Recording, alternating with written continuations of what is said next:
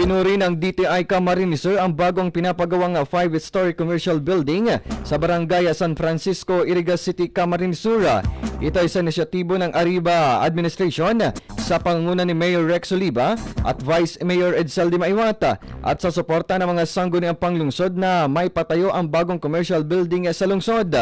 Sa isinagawang groundbreaking ceremony kahapon sa naturang lugar, sinabi ni DTI Camarines Sur Director J. Festival Ablan na malaking tulungan niya ito upang magkaroon ng mas malawakang job opportunities sa lungsod ng Iriga maging sa buong Rinconada area.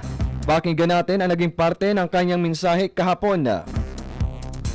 Our Pukading project is indeed a welcome development. It sprouts a lot of opportunities. Number one, sa pag-construct pa ng Pukading building, it will really generate not less than 100 employment. Correct? And more employment would mean more table or more food on every table of every Irigeños. Tama? Talagang totoo ang mantra ni Mayor na uda talaga matataga. Because each and every Irigeño will have a job opportunity. And that would mean opportunity for everyone.